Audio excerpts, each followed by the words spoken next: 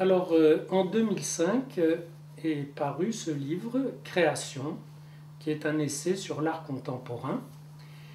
et dans lequel j'ai rassemblé toute mon expérience de l'art, des artistes, des créateurs,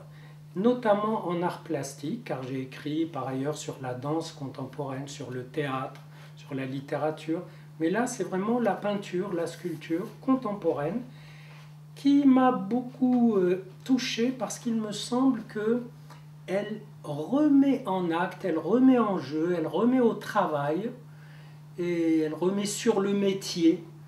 la question d'exister à travers ce qu'on crée, à travers ce qu'on est capable d'œuvrer, à travers le travail pour subsister déjà et en même temps pour sortir un peu de soi et moi je dirais même entrer en résonance avec la création du monde telle que la Genèse a essayé de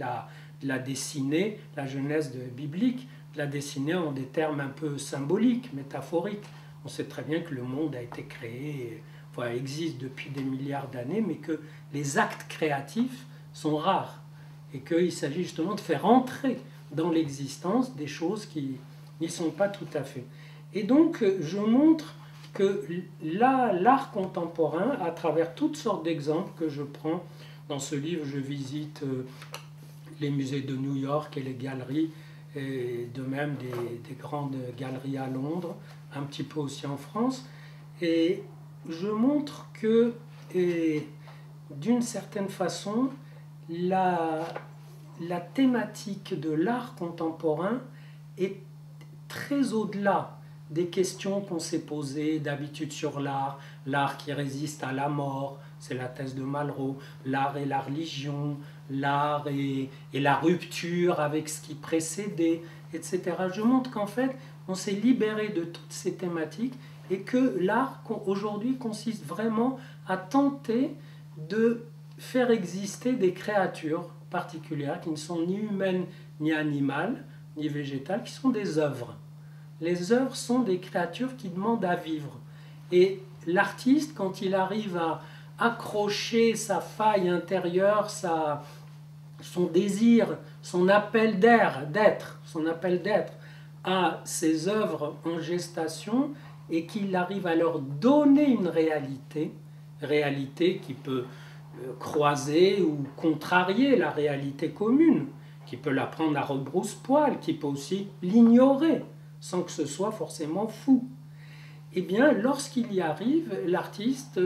produit quelque chose de fort qui transmet cette existence. Et j'ai eu beaucoup d'échos de la part d'artistes après ce bouquin,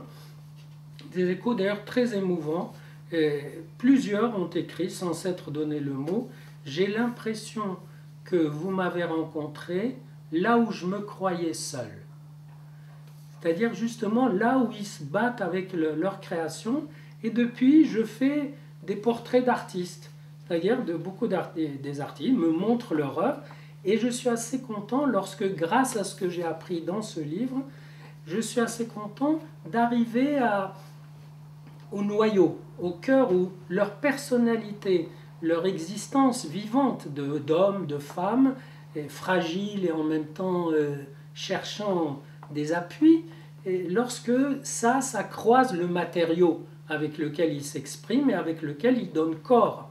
à ce fantasme, à ce manque, et avec lequel ils transmettent quelque chose qui croise notre manque, notre béance. Et